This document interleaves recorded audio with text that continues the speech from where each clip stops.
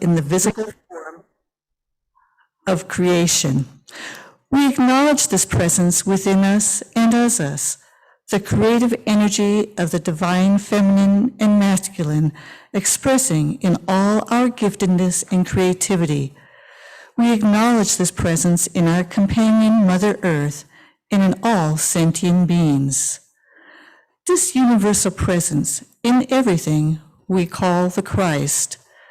We light this candle as a visible reminder of that Christ presence expressing in, as, and through us in this present now moment. It is the truth. Let us own it.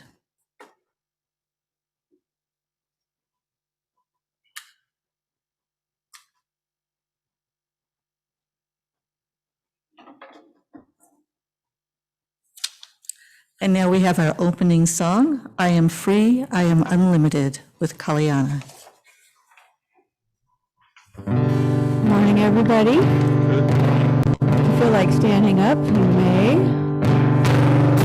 You know this one?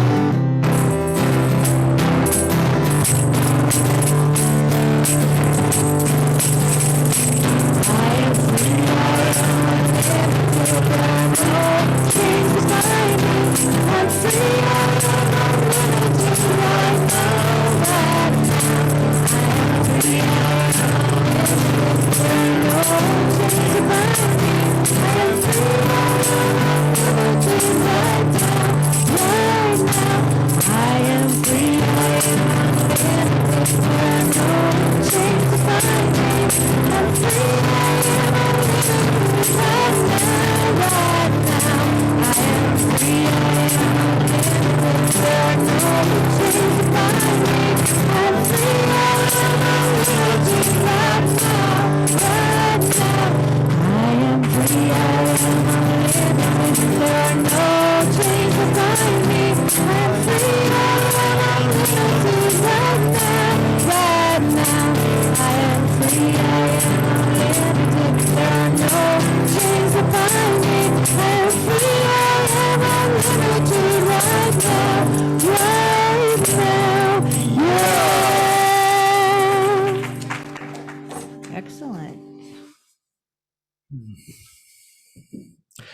Well, good morning, everybody, and welcome.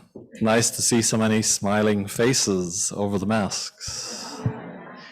And hi, Zoom. Hopefully you're seeing us all here, or at least seeing us up here. And I know that you're all wearing yellow at home because you're in your yellow pajamas and nightgowns and all that. So during our 7-week program, we followed the rainbow colors. So last week was orange, this week is yellow, next week is green. Very good. People know their rainbow colors.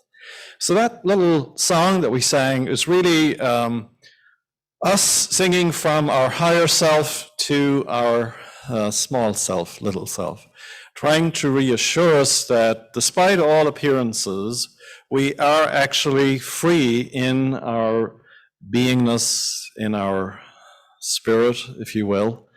And so we have to do that a lot, don't we? Especially during these times. We have to encourage that small part of us that does not feel free. So our theme today is freeing ourselves, part 1. Next week will be freeing ourselves, part 2.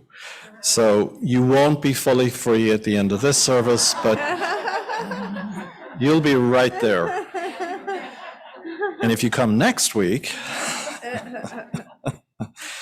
all right. So in a sense, we've started with that song that's part of our invocation, meaning we're calling in that energy of freedom and aliveness. And that's our intention, not just for ourselves this morning here in the sanctuary or those on Zoom. It's our intention for our whole community, obviously, but out into the larger community, indeed, around the world. So we are holding that space this morning, that we as humanity will hold that place of freedom and not get trapped in all those things that are pulling us down at the moment. And of course, it's all about love, isn't it? It's love that frees us. And so to start us off, I have a poem from Meister Eckhart, who lived in the 13th century. He was a Catholic monk and professor. And he says, "Love does that." That's the name of the poem. "All day long, a little donkey labors, sometimes with heavy loads on her back and sometimes just with fears and worries about things that bother only donkeys. And worries and fears, as we know, can be more exhausting than physical labor. Once in a while, a kind monk comes to her stable and brings a pear. But more than that, he looks into the donkey's eyes and touches her ears, and for a few seconds, the donkey is free and even seems to laugh, because love does that. Love frees." What I hadn't thought of until just this moment, I wonder if this isn't autobiographical, if he's not the monk who goes to see the donkey and give the donkey the pear. I hadn't thought about that. And so we're being asked then to make that shift this morning during our service, but in our life, obviously, to shift from fear and worry to love. And we have to forgive ourselves for thinking that we are anything but love. And I was sitting with this last night and just reflecting on the many times in my life when I thought I was anything but love, or that I was less than love. And so this morning, as we gather into this energy, we forgive ourselves, don't we, for all the times that we thought we were less than love. We send that thought out from this place, knowing that all minds are connected. We're sending that thought out to all those who really need to hear that this morning. And as always, we turn in prayer when we're in this loving space, in this connected space of oneness.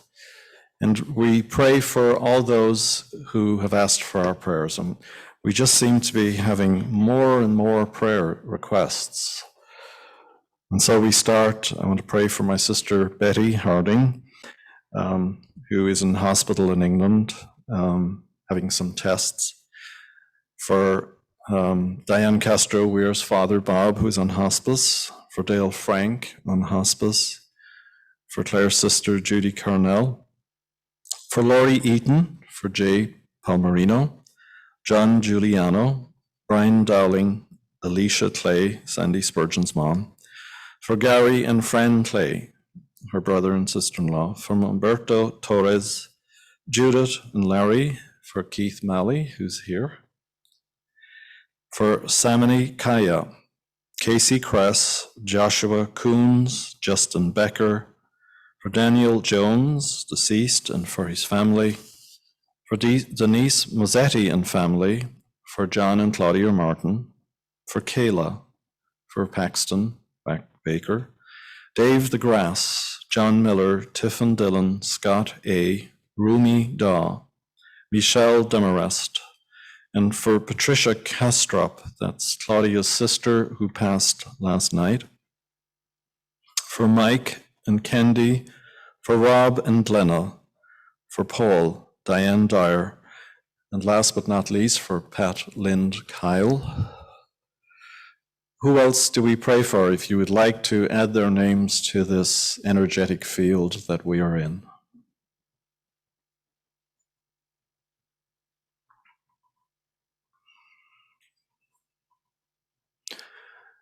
And so we are knowing the highest and the best for all of these people on our prayer list. As we pray together, there is only one presence and one power, active as the universe and as our lives, the all-loving goodness of God, and all is well. Again, at the deepest level of our beings, all is well. So we turn now to the daily word for today, read for us by Marlene.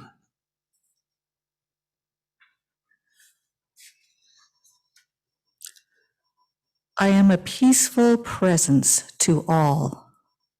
Repeat that with me, please. I am a peaceful presence to all. Peace in the world begins with me. I consider it a sacred responsibility to respond to all people and circumstances peacefully. I forgive myself for those moments I am less than peaceful and quickly return to the peace of God in my heart. I am a living expression of God, just as all people are. My tranquil bearing inspires peacefulness wherever I go and with everyone I meet. Each day, I join like-minded people everywhere in a renewed commitment to be a presence of peace. I give thanks that as each of us communicates God's love in our unique ways, peace and harmony are established in individuals, families, communities, and among nations and throughout the world.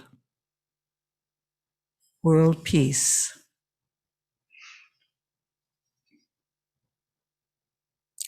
Now let's move on to our meditation time. Last week, as we were discussing the next few chapters in The Untethered Soul, we started talking about samskara, the holding on of impressions, also known as memories, positive or negative.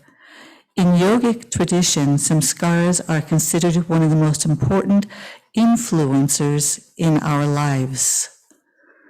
Remember that word influencer, because we see lots of influencers on media nowadays. Today, our meditation will focus on the release of our thorns, those experiences in present time that have the potential to become samskara, strong memories or impressions, the influences of our life in our future. Let's begin our meditation now. Take a deep cleansing breath. With your feet placed flat on the floor, feel yourself gently relax into your seat. Take another deep inhale and deep exhale. Feel the energy of the earth grounding with your feet. Feel the energy of the cosmos blending with your crown chakra.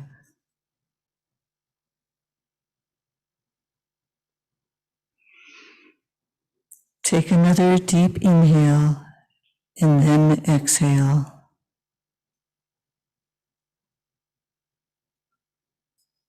Today, we will be the observer.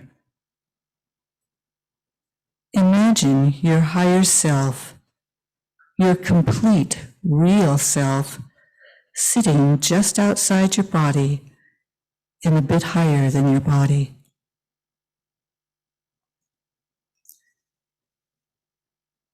Feel your higher self. As your body breathes, be aware of the expanse of your complete, real self.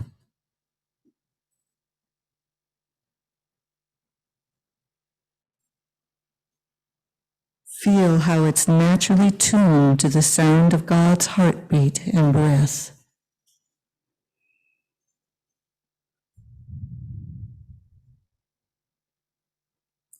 They are the same.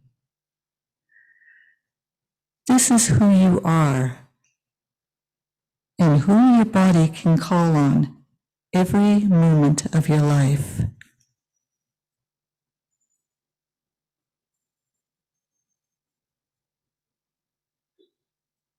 Now imagine that the body that you are using this lifetime makes a recording of everything that passes through its space.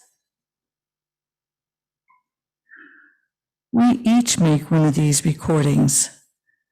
It's like a movie of our life.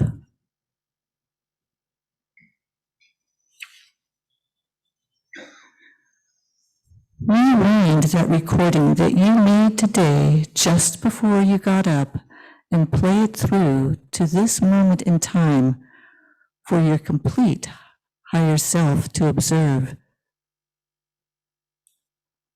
Remember, your higher self already saw this movie as it was occurring, but you were probably not consciously connected with it. So play it again for your higher self.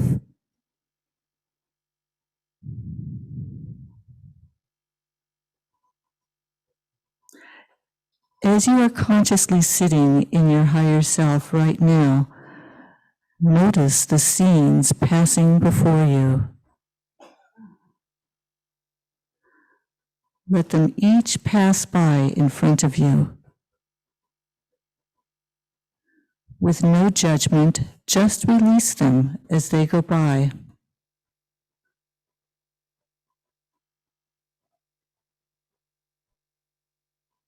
If it helps, be aware of God's breath and heartbeat pulsing through you and through the universe as the images pass by.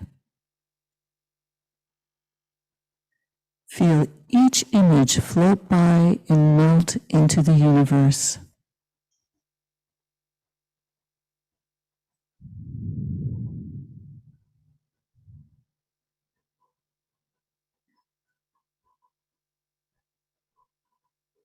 Now back up your film to the first moment yesterday morning as you were just waking up.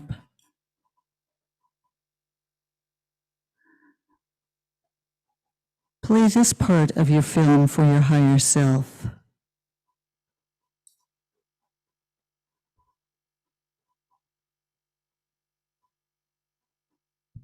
Be aware of images coming and going, melting away as they float past.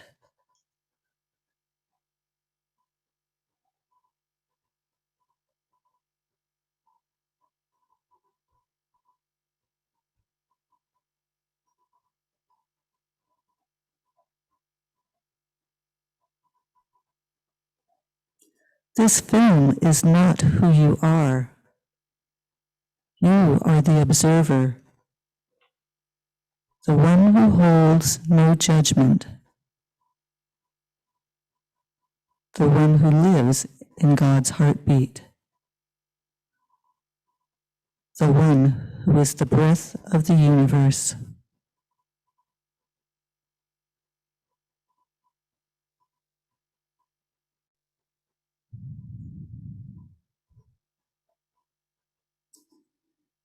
Gently become aware of your form, knowing that your complete self, your higher self, is always with you.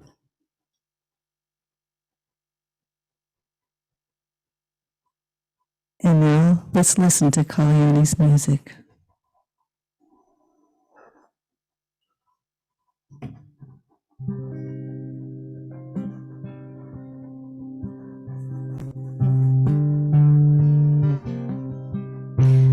Opening up in sweet surrender to the luminous love light of the one. I am opening up in sweet surrender to the luminous love light of the one. I am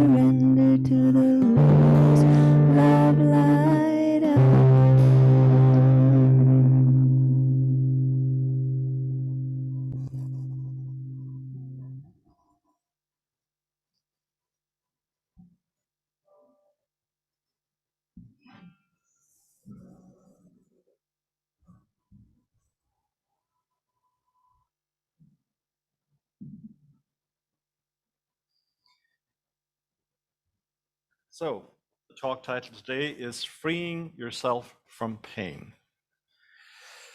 And in our first week of the fall study program, we talked about the inner voices that plague us, that roommate that drives us crazy, the committee of voices that's always narrating and that pulls us away from the awareness of that observer, what the author calls the seat of the soul. And then last week, Patricia talked about the way we experience the energy of our thoughts and feelings and how they end up being a block in our hearts because we're holding on to them. We're not just letting them pass through. What we're being asked to do is to consciously bring love into the seat of the soul and to live our lives from that open-hearted place. And two items that I want to go into a little bit more from last week's reading material are the idea of the need we feel to defend ourselves. And secondly, the understanding that thoughts and emotions are things, they're objects of consciousness. And he talks about how in evolutionary terms, we've reached a place where we don't need to defend ourselves from threatening wild animals. In the old days, you were out in the jungle and all sorts of things could get you. So you were continually on alert for your physical safety. But that impulse to defend ourselves continues even though we're not out in the jungle anymore. And as a result, these protective tendencies have adapted towards defending the individual psychologically rather than physically. We now experience the daily need to defend our self-concepts, who we think we are, and our self-image rather than our physical bodies. And we can think about that especially over these last few years.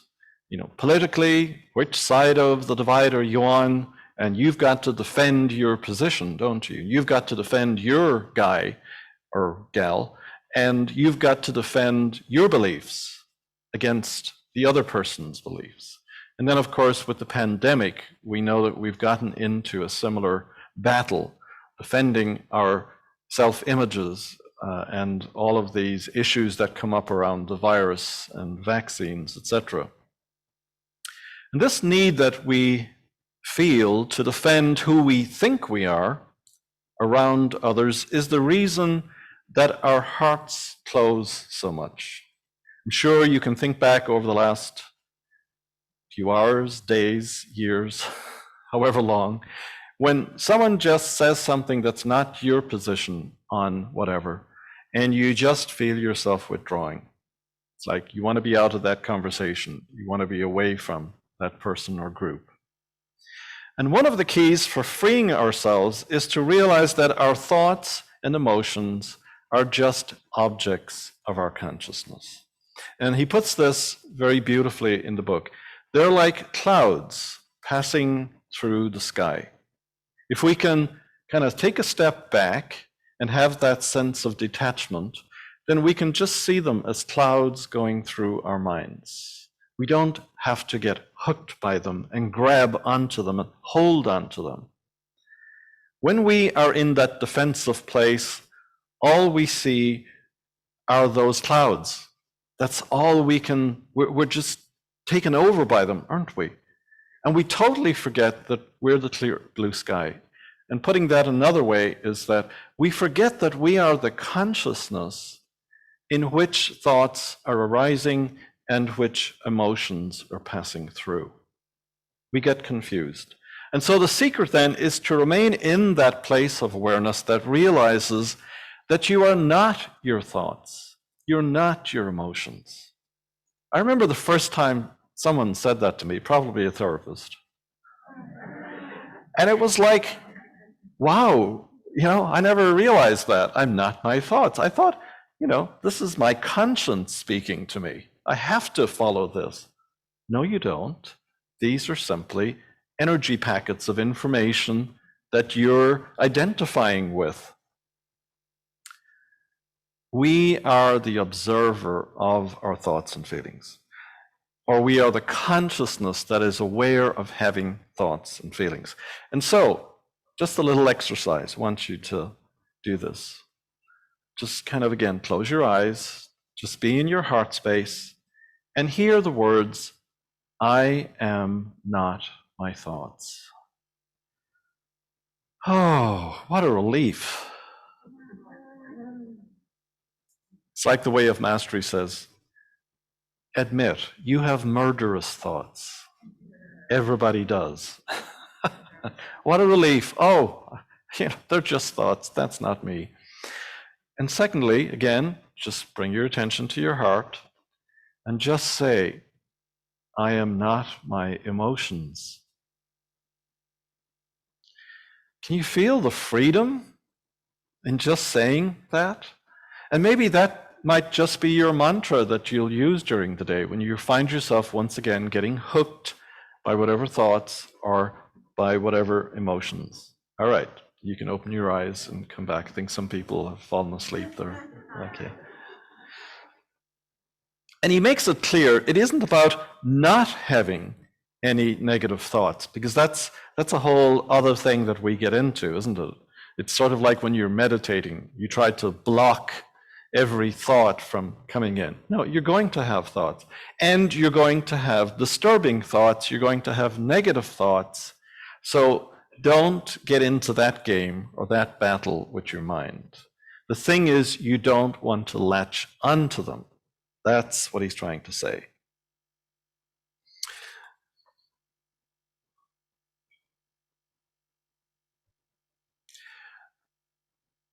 So this really then is the observation that we have to make, is how we get hooked.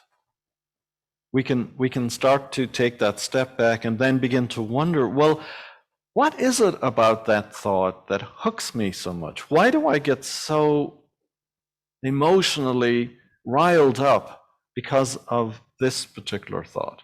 And so that then can become another inquiry for us, if you like. And it's very similar, I think, to the Matt Kahn practice when he says, love what arises. So yeah, I have fear. I have all these fears that come up all the time, but I'm not going to get in a battle about that. I'm simply going to love the one, me, who has fearful thoughts. And you see how you shift into love? Because you're now the one who's loving the one who's afraid, or the one who's anxious, or whatever it is that you're feeling or thinking. I love the one who thinks these crazy thoughts. And you know why? Because it is divinity who's having those thoughts and feelings. And I know that's a real difficult one. That's the big frog for people to swallow. But it's the truth. We're told there's only one mind. We say it every Sunday, don't we, when we bless our prayers? Well, if there's only one mind, then I am part of that mind that's using the energy of the divine to have crazy thoughts. That's all it is. It's like electricity. Electricity is neutral.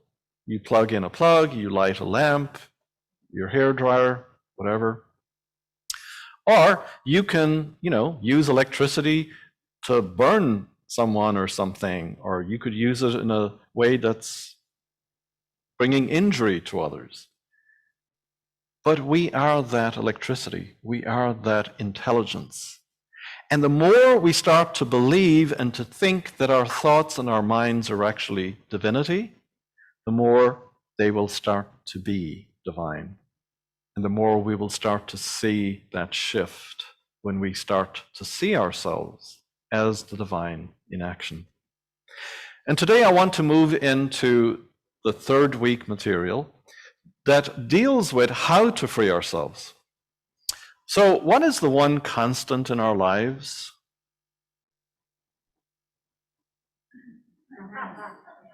Change. Thank you. Great. Change. Which reminds me, we are collecting change for the wildlife rehabilitation. If you have any, bring some. Change. And as much as we dislike change in our lives, Have you ever thought what our lives would be like if we didn't have change? I think that would be a fate worse than death. We would just always be in the same experience. Who wants that, right? Change is the very nature of life and how we grow and how we evolve into the spiritual beings that we are. We can each look back over our lives and we can think about how we've grown and how we as a community have grown. If you were here 10 years ago, we were doing different things and talking about different things. And we know that there's a huge shift going on at the moment. I mean, if you watch anything on YouTube or on the internet, you see all of these new spiritual voices, and they're all talking about the same thing in new paradigms. I mean, it's really exciting, I think. But change is very much part of our lives. And what we really want to be free, to free ourselves from, is the fear that change brings up. But again, we can close our hearts down to change. But that's not the problem. It's the fear that this idea of something changing, what that brings up, that's where we start to get hooked.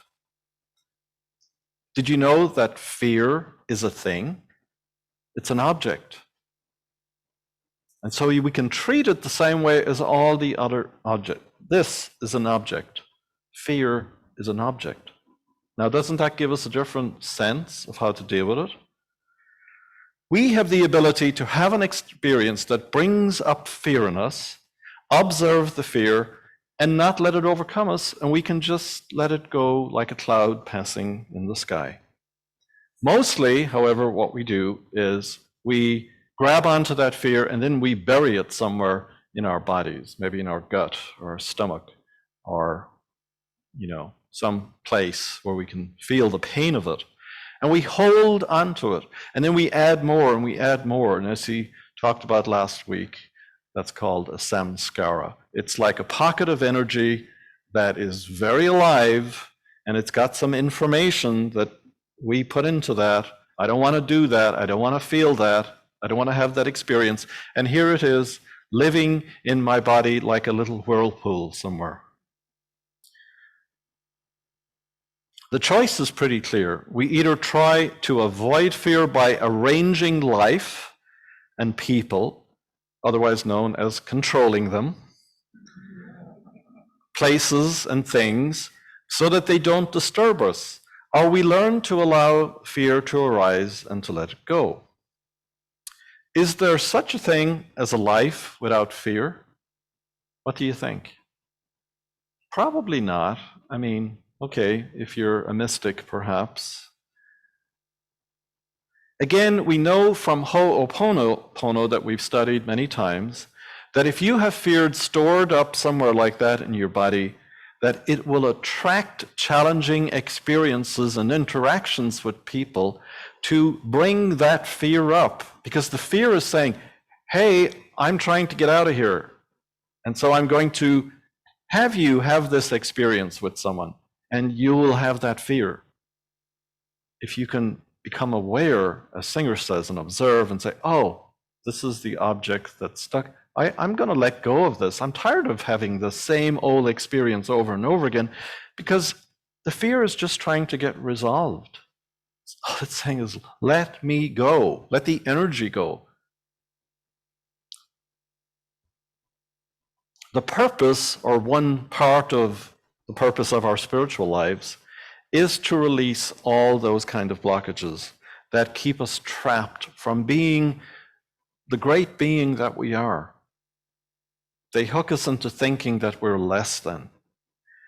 We only have to be willing to continue to open our hearts in the face of everyone and everything that arises that causes us fear. That's really the practice that he's talking about. And we can only do that from the seat of the soul, from the viewpoint, the perspective of the soul. And that's our higher self. That's the higher self that says, all is well, everything's fine, I am whole, complete in my beingness. It's like you have to go to that place and let that influence then the smaller self that is so uptight about so many things. Otherwise, we get dragged down into the disturbing emotions like fear and anxiety, and then that becomes the alternative seat where we sit and observe everything. And of course, everything then is a challenge, and everything is fearful and anxiety provoking. This is what Michael Singer calls falling. It's interesting that he uses that, which is very sort of a common theme in Christianity, you know, the fall. So we fall in consciousness from that beautiful awareness that we're love to anxiety and fear. And so we hopefully have a video. It's an interview of Oprah and Michael Singer in which he talks about freeing yourself.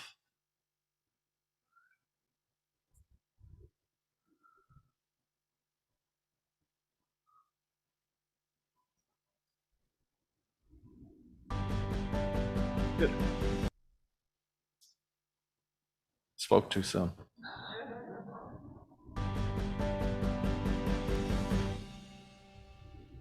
You say if you really want to grow, real spiritual growth happens. But there's only one of you inside. There's not a part that's scared and another part that's protecting the part that's scared.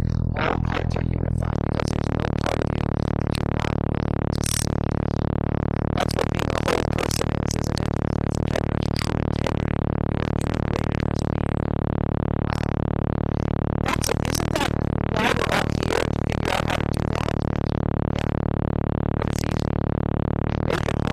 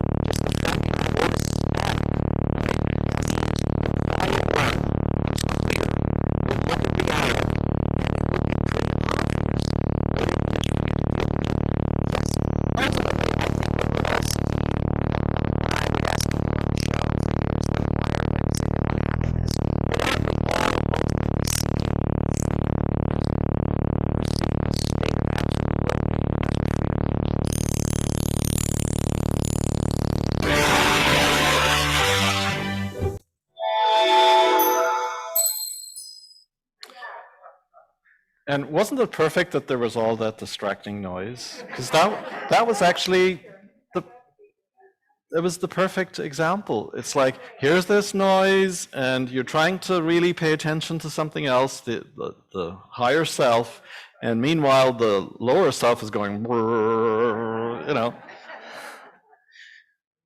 So there you go. We are being asked to make that distinction, to pull back, relax, don't get hooked, don't get excited to jump in there, so that, it's the gap, really. We're learning to pause, take a breath, and go into that gap so that we can be in touch with the higher self, which is love. I mean, God is love. That's what all the traditions say. And it's an energy. It's not just the word love, it's an energy. And we can connect with it. And it's that's what cleans us out. That's what connects with the fear and the anxiety and just kind of floods it with acceptance and warmth and love and sends it on its way. Why delay the process or put it off until later and hold this energy inside of us? Why not do it in the moment that it arises? Why indeed? That which is holding us back and holding us down can become a powerful force that also then raises us up. Because as we free up the negative energy, that now becomes positive energy that we utilize. We can feel the expansion of our energy because we've reintegrated some energy that we've been kind of separated from.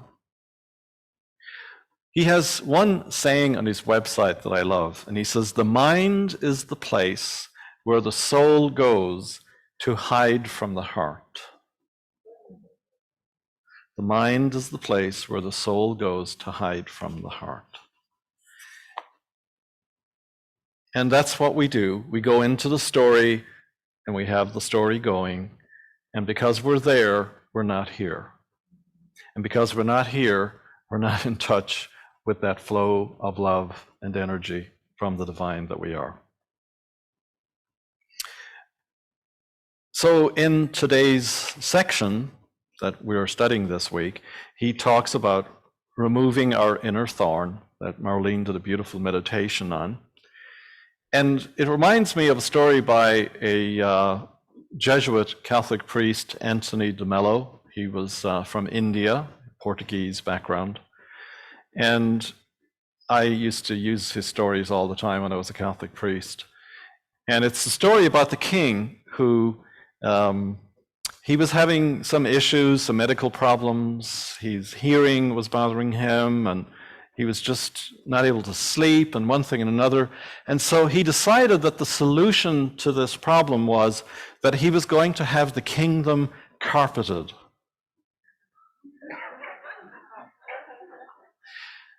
You're laughing because you get the craziness, right, of the solution. Well, I have news for us, folks. That's what we're trying to do all the time.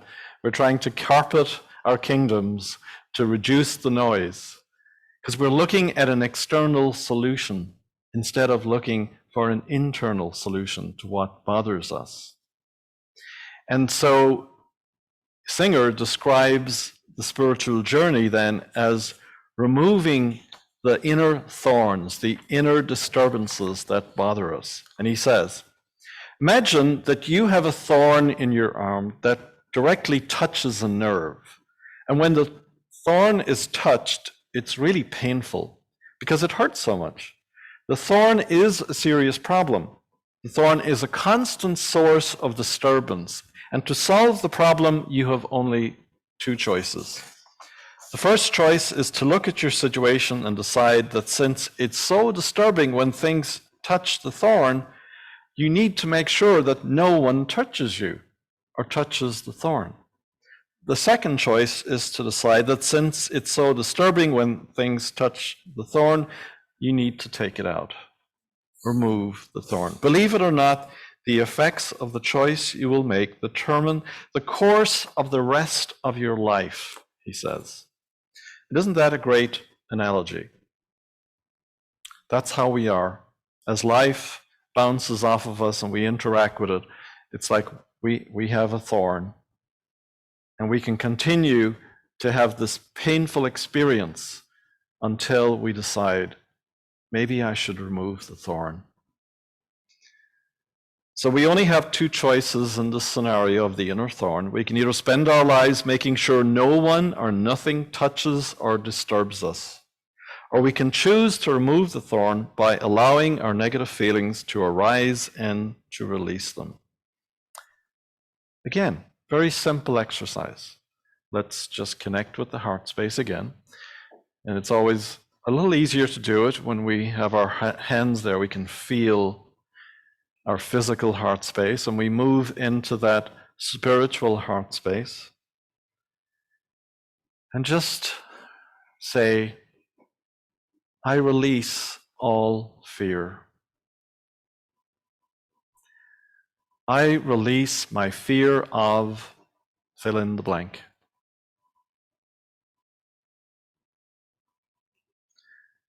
I release my greatest fear. Okay. It's that simple if we take the time. And again, it all goes back to being aware that we are the observer of emotions, of our pains, of our fears. We are not them. We don't need to identify with them. They are objects of our awareness. And he goes on to say that we free ourselves by knowing clearly who we are and by staying centered in that seat of awareness, the soul. He gives the example, for instance, of someone who's suddenly feeling very lonely while they're watching a romantic movie. He says, all you have to do is notice who it is that is feeling lonely. Then note that the one who notices isn't lonely, is already free of loneliness. And again, as we make that shift, then our lives they're more free. We're not enslaved by all these emotions. You know, same thing, things happen and we can feel sad. And suddenly we're caught in sadness that the ego wants us to be caught in. And instead we can have compassion for the one who's feeling sad. And suddenly the sadness gets transmuted.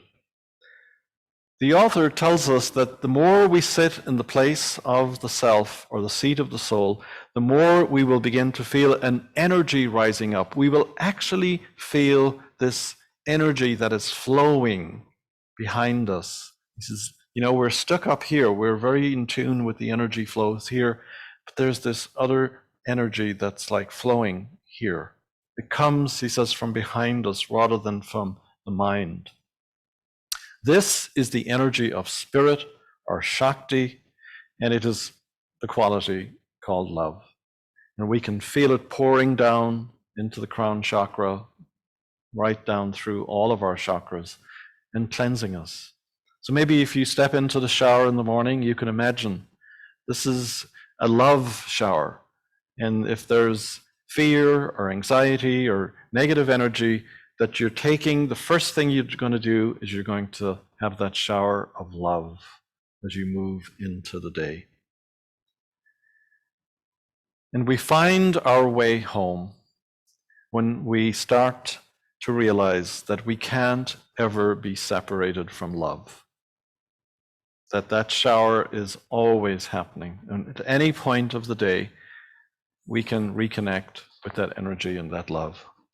Because we're always home in the place of the heart, which is love.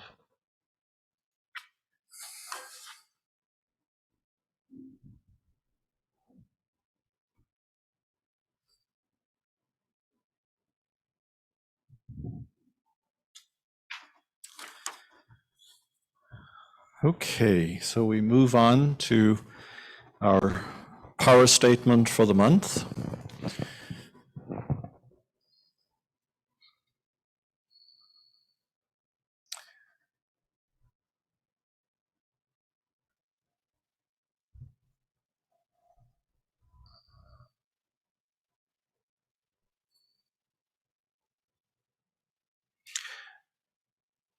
I think that's the video, Leslie. I think you need to move to the PowerPoint.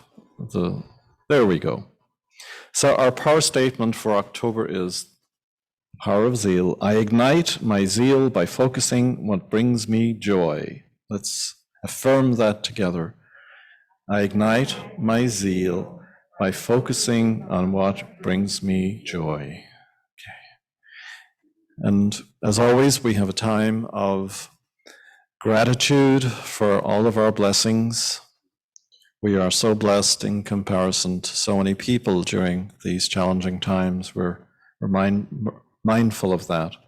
And so we have our basket up front and at the back, maybe at the back.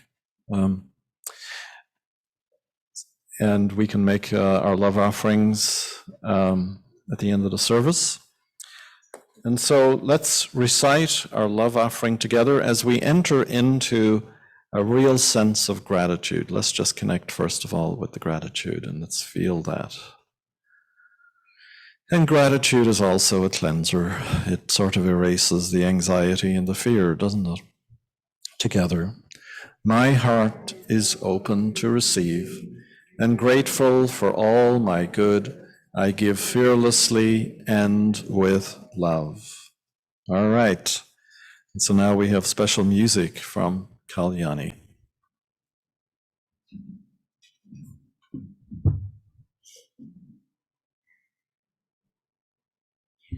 Good stuff, Rev.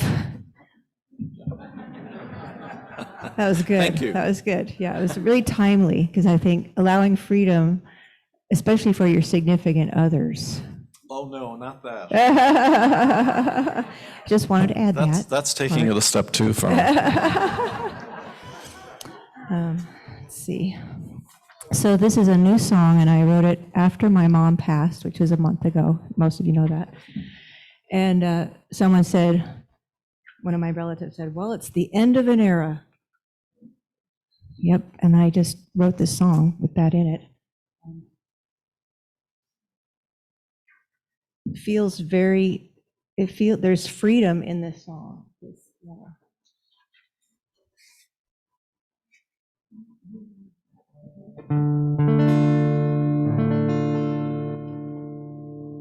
And at the end, I chant Allaha, which is divine or sacred oneness in Aramaic.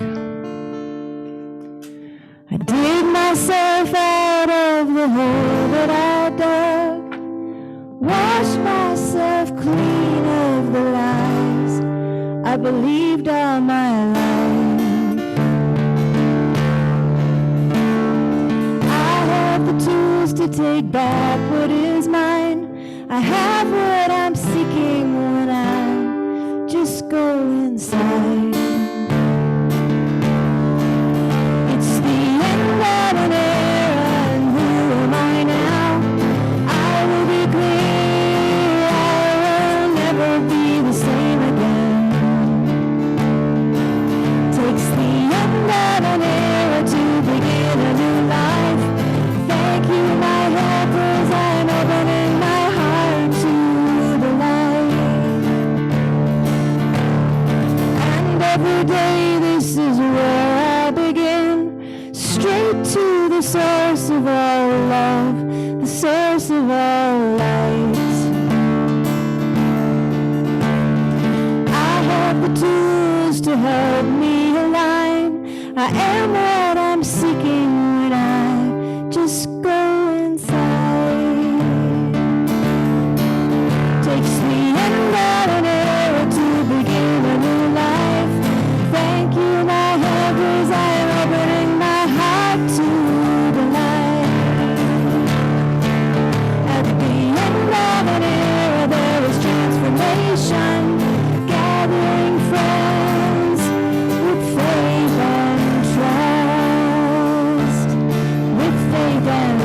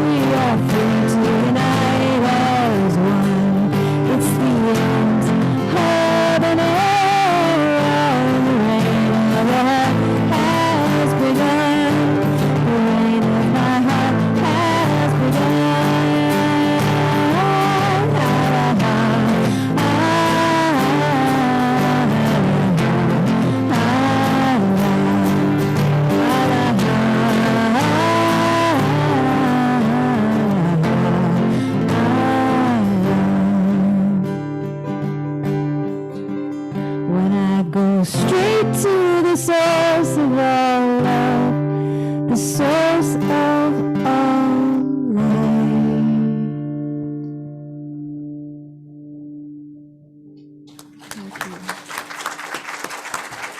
Thank you.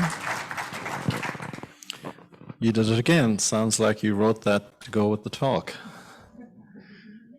You were even talking about washing stuff there at the beginning, and I didn't have that in my script. I was just extemporizing about the shower and the washing and whatever. So there you go, see? It all comes in. Co-creation. Yes, it is. And this is a year of renewal, transformation, awakening, healing, and wonder. The plant is blocking my view. Anyway, so we have some announcements. Again, we're keeping the high watch for our inspiring women, that they will be meeting again soon when we get lower numbers. The Way of Mastery groups are on Mondays at 1 and 6:45. If you want to join, you can get in on those groups through the Zoom. Okay. And our spiritual exploration for the time being is the 7-week program, The Untethered Soul with Michael Singer. So you can join us at 10 a.m. on Tuesdays on Zoom. And as I said earlier, Change for Change is for the wildlife rehabilitation and release. So you can put that in the basket. And again, if you're interested in doing a little bit of gardening around here, we have little areas that you can adopt. We thank all those who already have adopted. All right. So if you'd like to stand, and we can conclude with our unity prayer and our closing song. And together we pray this for ourselves and for the world, for all. The light of God surrounds us.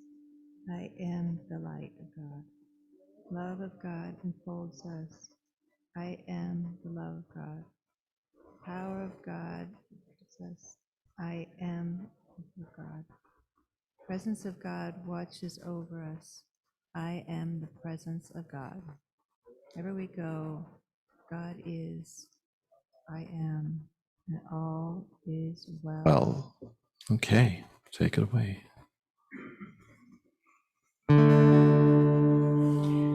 Peace in my life is growing because I choose love.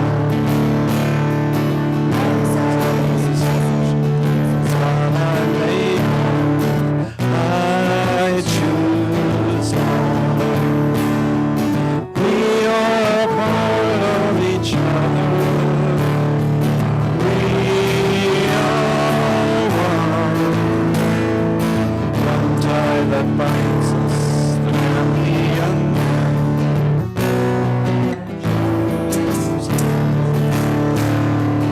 Peace in my family is growing because I choose love. Let love be present, it's what we're made of.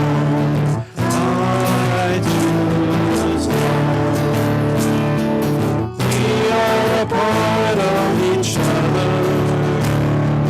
We are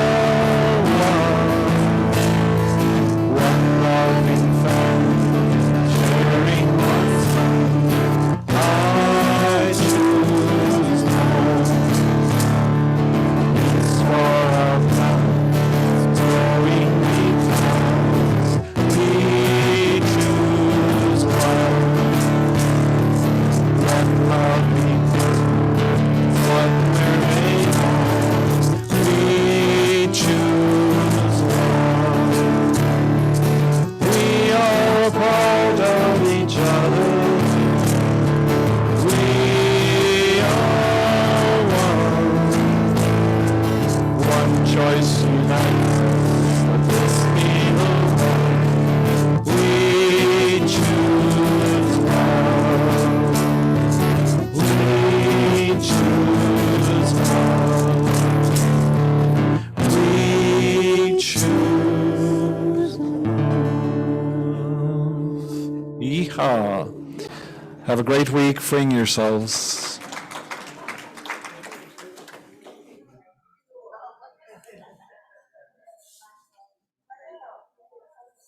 Got to light the candles. I don't know what was going on with that. Oh.